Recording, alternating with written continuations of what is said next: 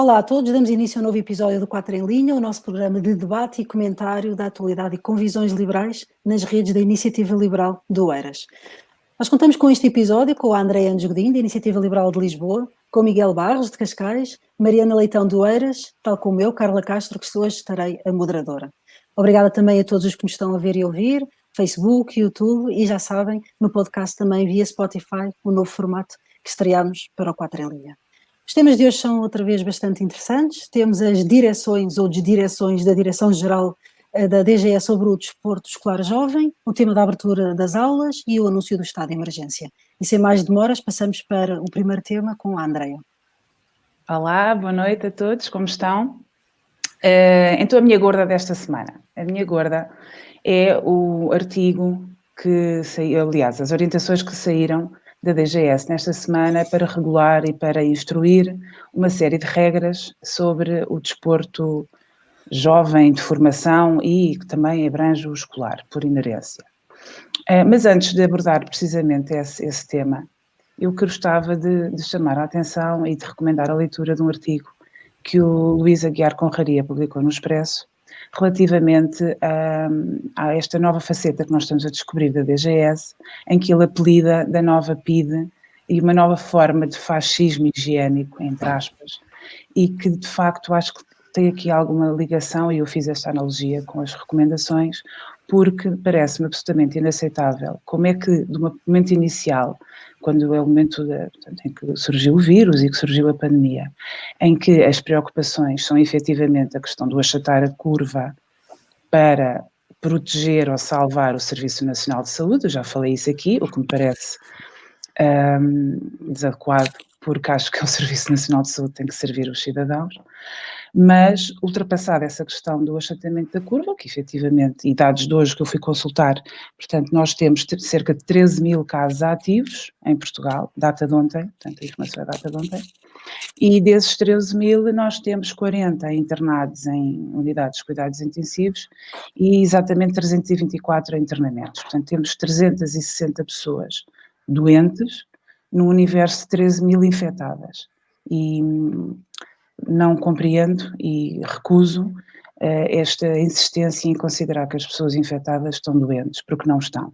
Portanto, isto leva a mais um condicionamento, e agora voltando ao tema da gorda, em relação ao desporto, em que a DGS, então, como é que fez? Decidiu classificar e organizar as modalidades desportivas em 3 níveis de risco. Portanto, criou um algoritmo, que é interessante, porque nesse algoritmo, por exemplo, não tem em consideração se o desporto é praticado ao ar livre ou se é praticado em recinto fechado, tem só a questão dos 3 metros de... primeira classificação é se é uma pessoa ou se é mais do que uma, e depois a distância se tem 3 metros ou se tem mais 3 metros entre os atletas, e depois se há ou não proximidade cara a cara. Ora, mas esta definição é baseada em quê? Qual é que é o fundamento científico, que é exatamente 3 metros e não 2, e o que é a definição do cara a cara? Uma proximidade de quê? De centímetros. Bom, depois, perante essa classificação que eles entenderam, atribuem o risco de acordo com as modalidades, portanto de uma maneira completamente arbitrária. Não sei se até que ponto é que eles também consultaram os profissionais do desporto, realmente quem conhece a realidade que eles estão a tentar regular, ou se foi de uma maneira absolutamente unilateral e incisiva. Julgo que não, e também gostava de chamar aqui a atenção para uma carta aberta que foi escrita por um pai e treinador de rugby. Eu denuncio aqui o meu carinho especial pelo rugby, que é a minha modalidade preferida, por umas questões pessoais e familiares, e esse pai, que se chama Miguel Morgado, chama precisamente essa atenção e apela à ministra, à nossa ministra Marta Temido, que envolva os profissionais do desporto, que se informe e que não esteja, e a doutora Graça igualmente, que não estejam pura e simplesmente numa situação académica, com algoritmos em Word com 4 ou 5 quadradinhos, em que definem todo o meu desenvolvimento de formação, a saúde física, a saúde mental, e que limita opções de escolha, limita as liberdades daqueles jovens, condiciona o seu desenvolvimento,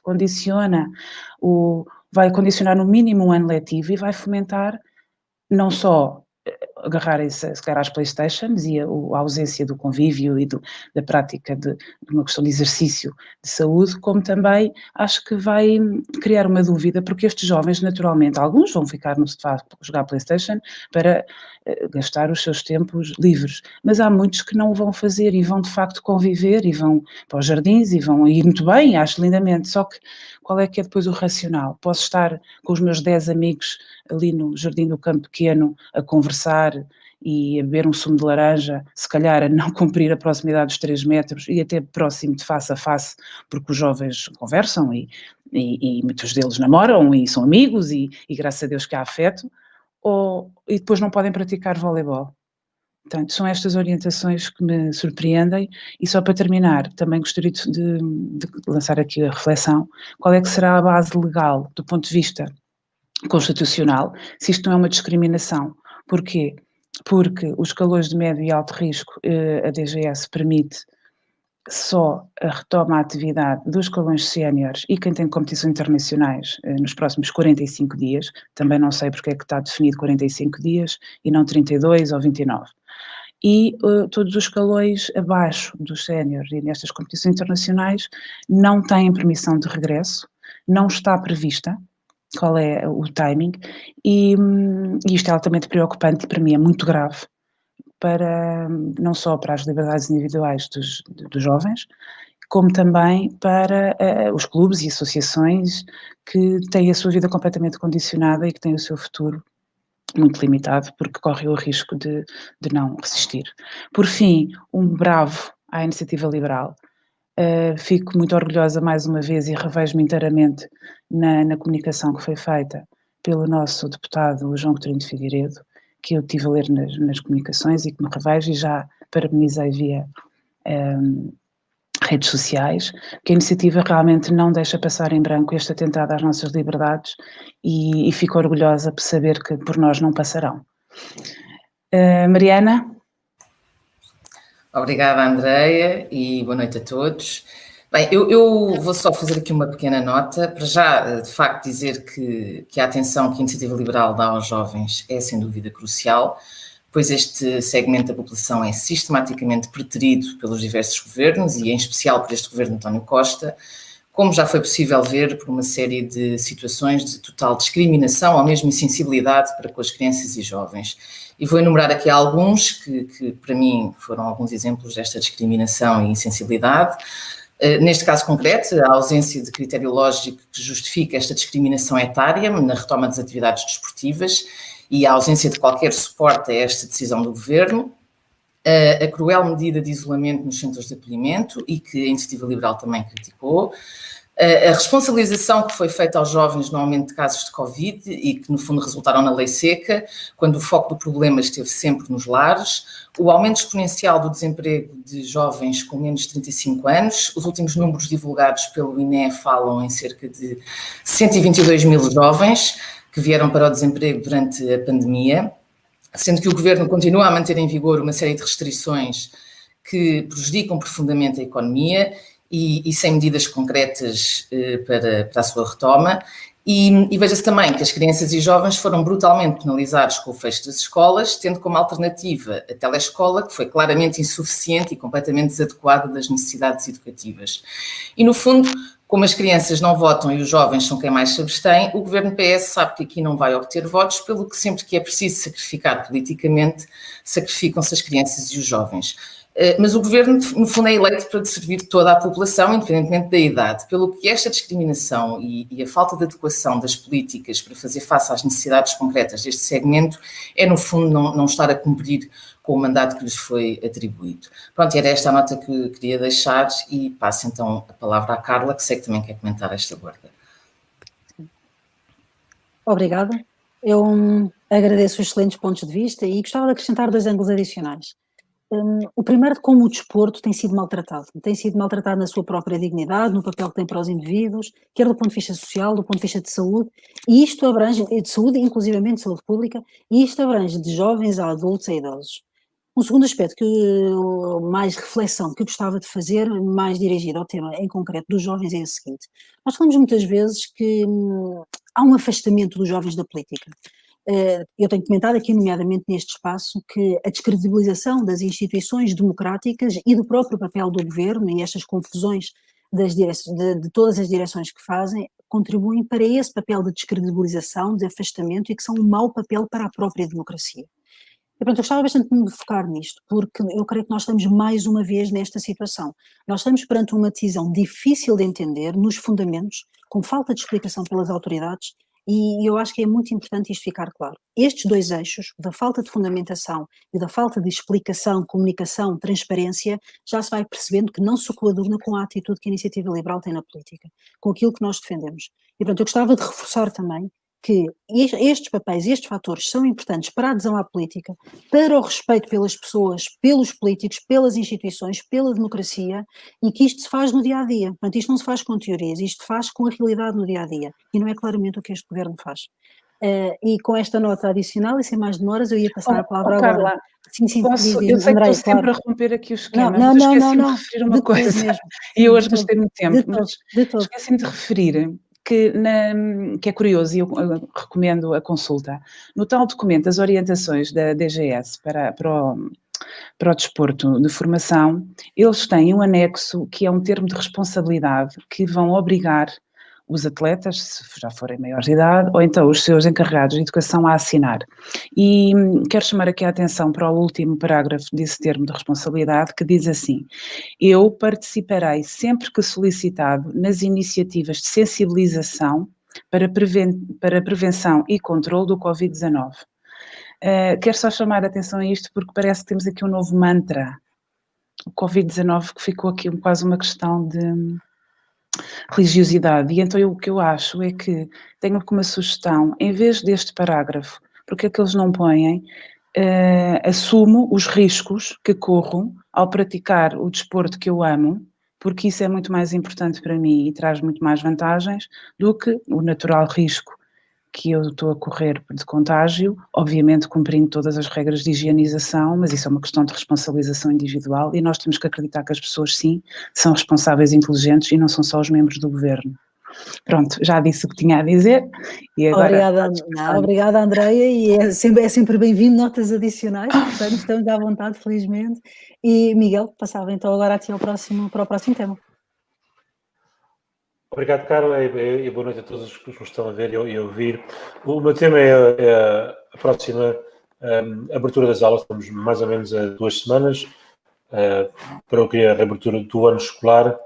Eu queria fazer aqui referência a uma notícia que saiu no Expresso Online sobre essa reabertura das aulas, que devem estar a ver ou do meu lado direito ou do meu lado esquerdo.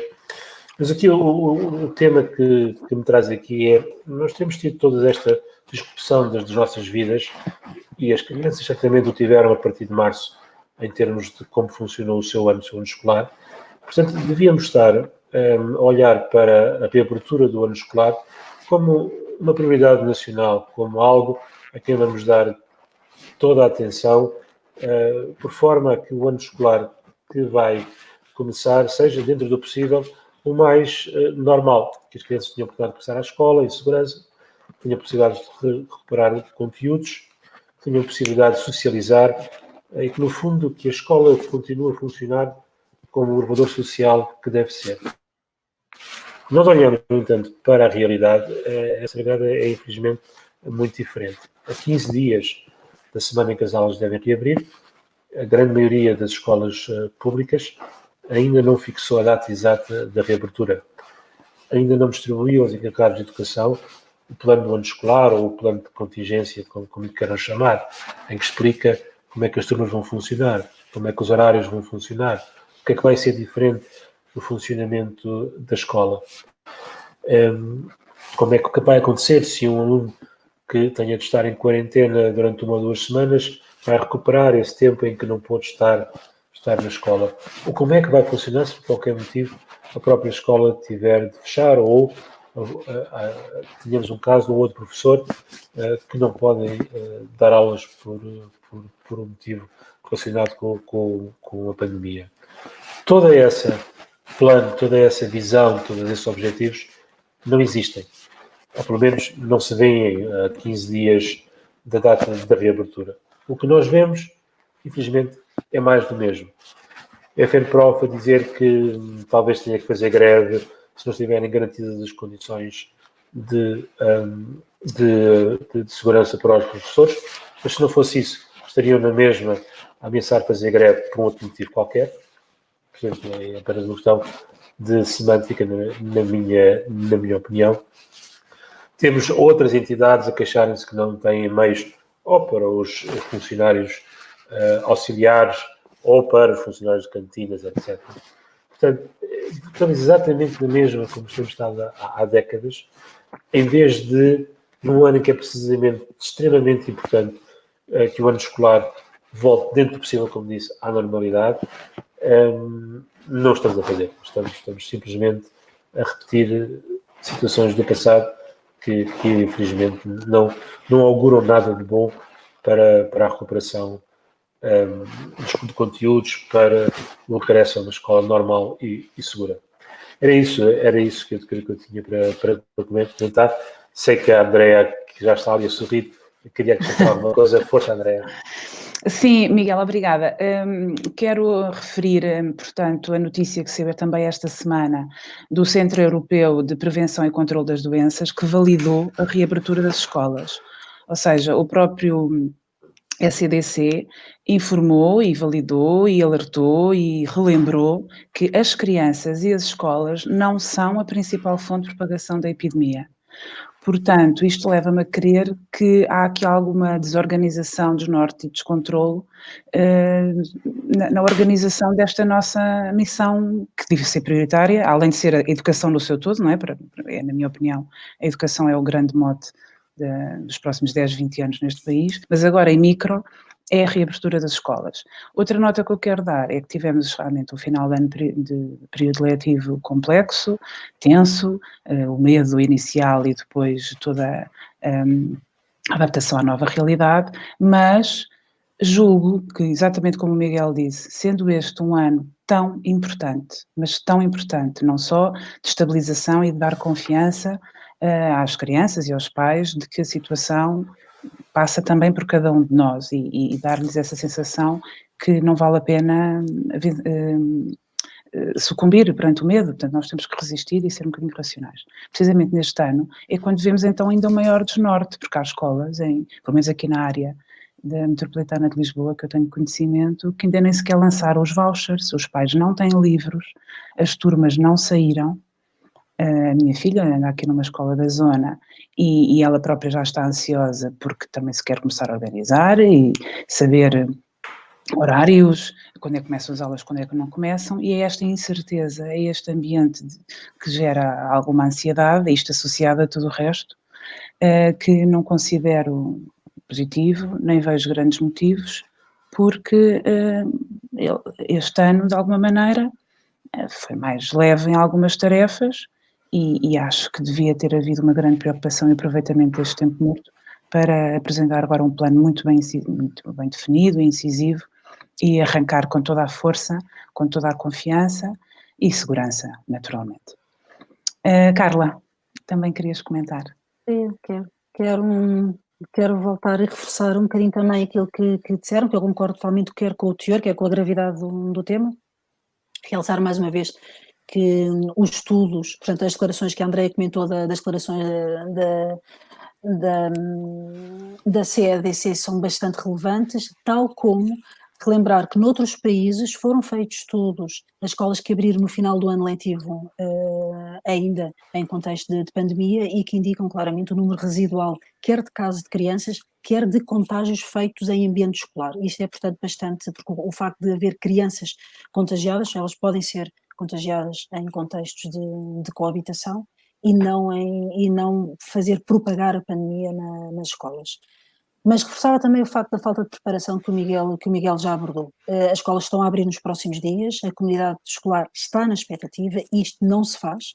Nós, até inclusivamente, nós, a Iniciativa Liberal, na última reunião do Infarmed, mas noutras circunstâncias, portanto, isto já em julho, alertámos para a necessidade de preparar o ano letivo, para preparar o regresso aos mais diversos níveis, de preparar o outono e inverno aos mais diversos níveis, e isso evidentemente que não está a acontecer.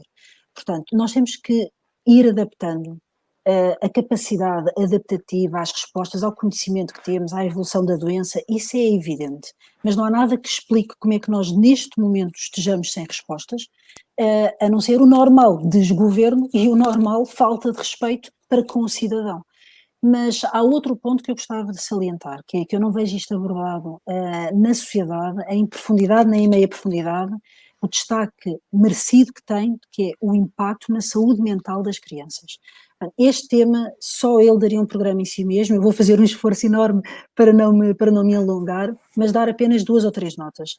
Faz parte da educação, faz parte dos valores, temas como a empatia, a sociabilização, nas mais pequenas, a motricidade, a relação da passagem da família para a escola, a necessidade de criar laços afetivos. Isto faz parte do ambiente escolar, isto faz parte da formação de uma criança, isto faz parte da vida de um jovem, isto faz parte do crescimento.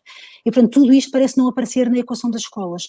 Tudo isto faz aparecer como se as escolas fosse uma coisa meramente de dar umas aulas, um instrumento. Não se fala dos elevadores sociais, não se fala das diversas condições de ensino, não se fala nas outras dimensões da educação do indivíduo.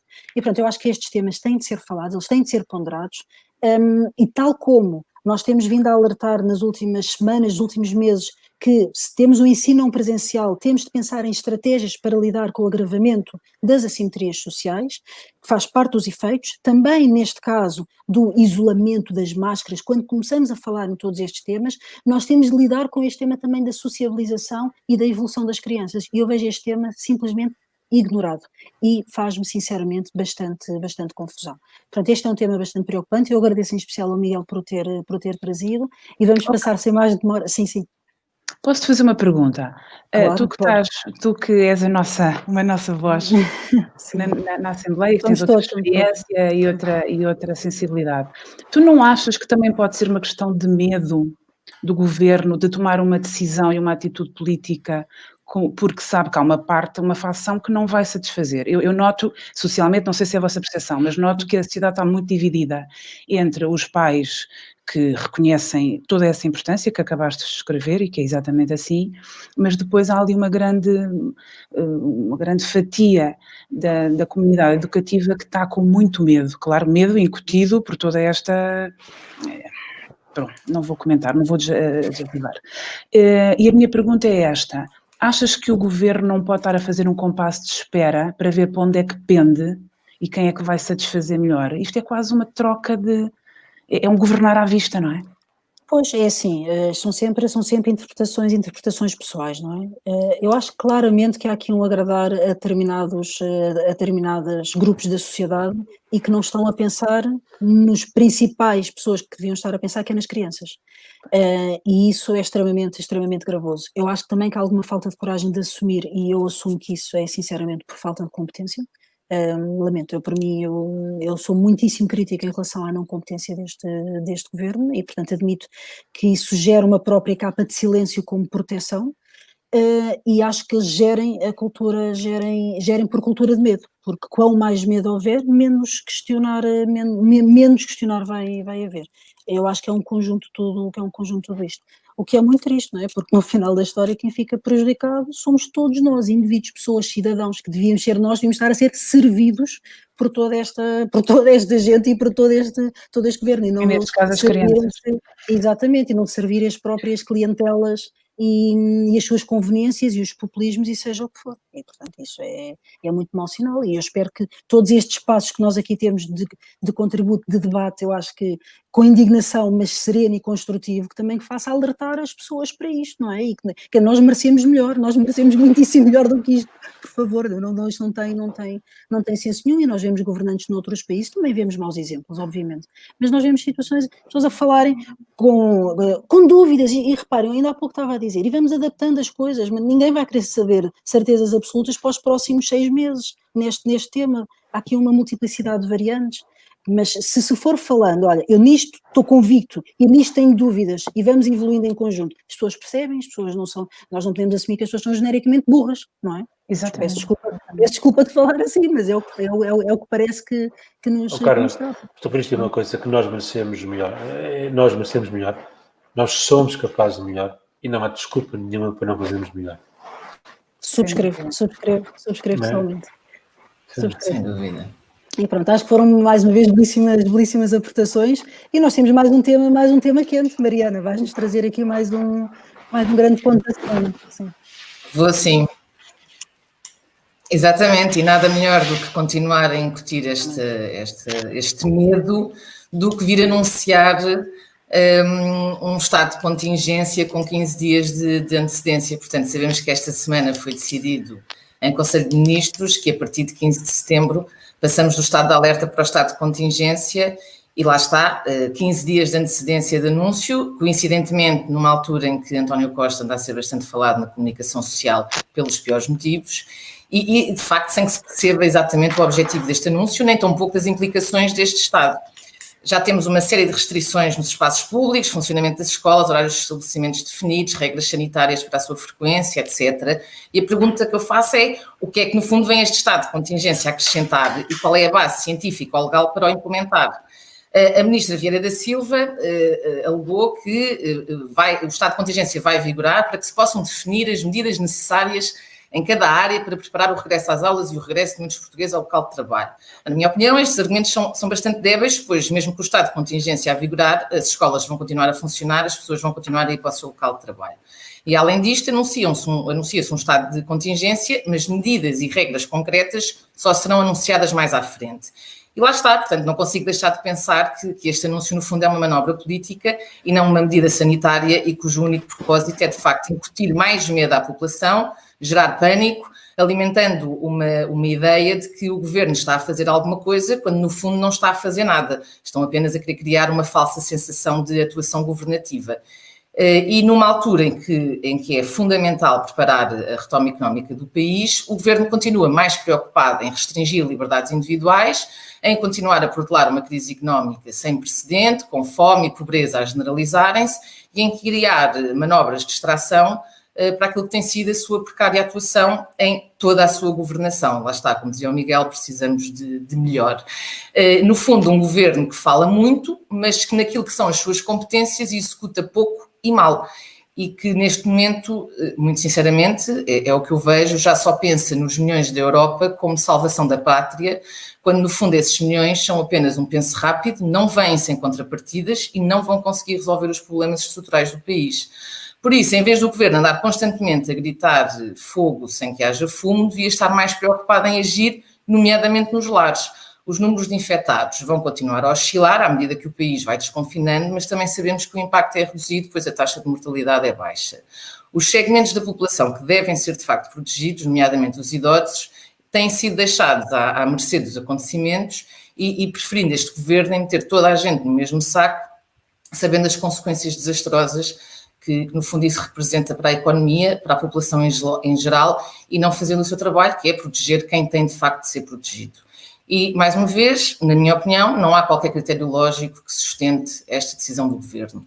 E, enquanto cidadã, eu não quero os meus direitos violados sistematicamente com base em suspeições e não em factos, com manobras políticas injustificadas e que apenas pretendem garantir que o espaço mediático está ocupado em discutir a atuação do governo, o estado de contingência e as suas medidas, enquanto tudo o resto passa ao lado da população.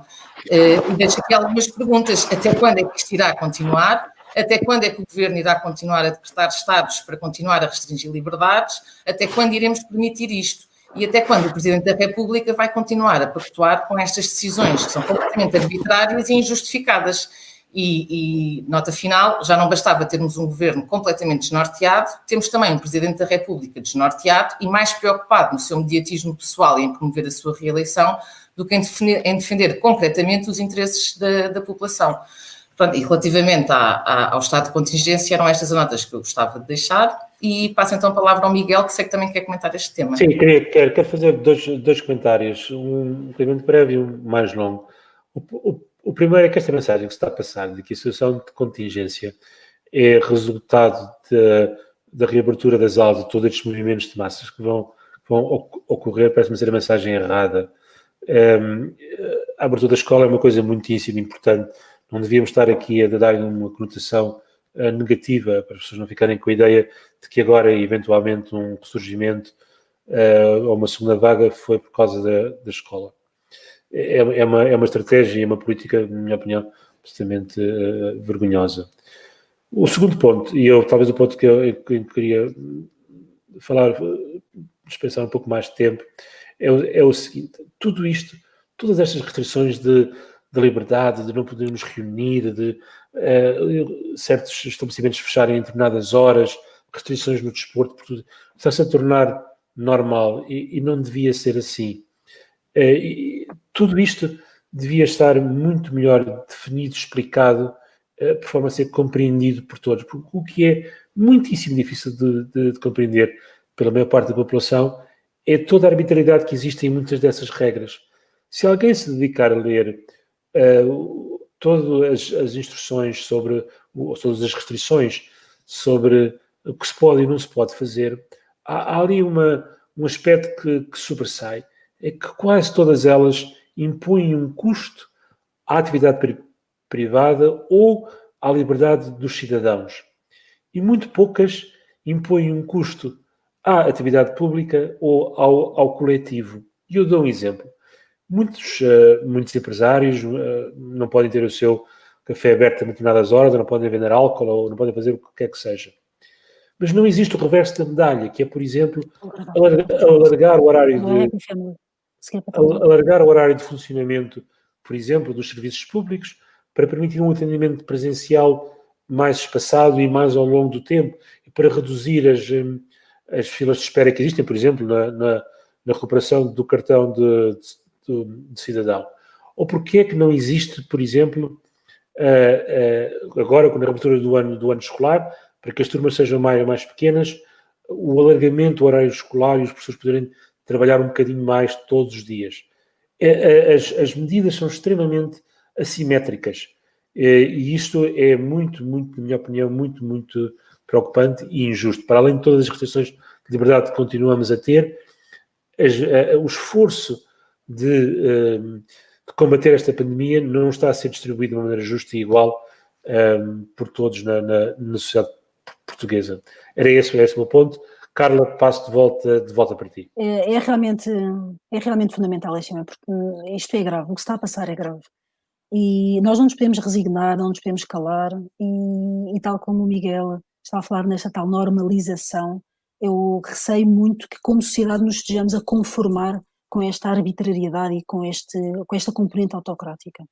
Quer dizer, o governo pode tentar fazer estes decretos, mas cabe à oposição, à comunicação social, aos influenciadores, à sociedade em geral, exigir explicações, fundamentações.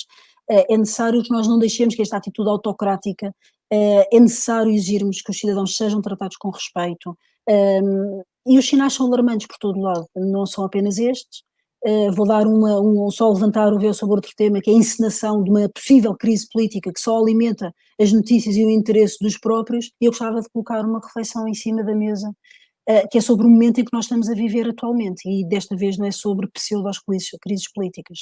Nós relembremos que estamos a caminho galopante do agravamento de uma grave crise, na qual já estamos, e vai continuar, e já é assumido por todos, que se vai continuar a agravar.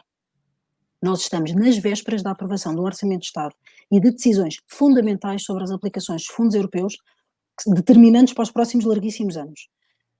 Relembro ainda que vamos ter, ao abrigo destes financiamentos, um volume de dinheiro que vamos ter enorme e que já foi reconhecido que dificilmente teremos capacidade para gerir sequer todo aquele volume.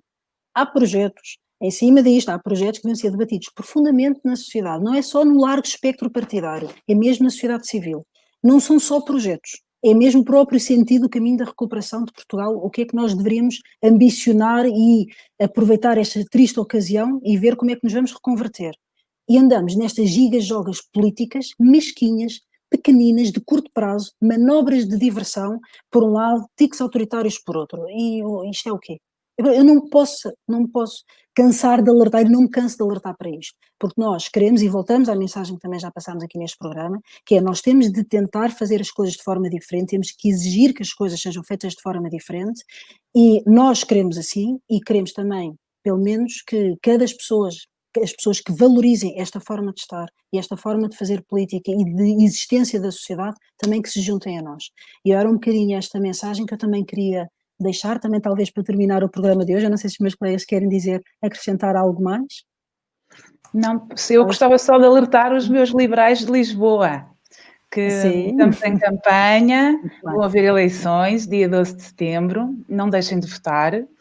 E pronto, e para relembrar que eu pertenço a uma das listas, pertenço à lista Lisboa Mais Liberal, fiquem atentos às nossas redes, nós temos um grupo de WhatsApp que podem entrar, a página do Facebook, Lisboa Mais Liberal, e serão muito bem-vindos e contamos com vocês porque é o que nós estamos sempre a dizer, todos seremos poucos para liberalizar Portugal. Obrigada, André. Eu acho que essa é uma nota também importante e para quem não está a acompanhar em Lisboa, efetivamente estão a haver eleições, há 2 listas, está a ser um debate construtivo, interessante e aguardamos com expectativa também todo este processo e é assim que temos mais um programa do 4 em Linha. Nós esperamos sinceramente que vocês tenham gostado porque nós gostamos de estar aqui. Divulguem, por favor, para sermos cada vez mais e até à próxima semana. Adeus, boa noite. Adeus, boa noite.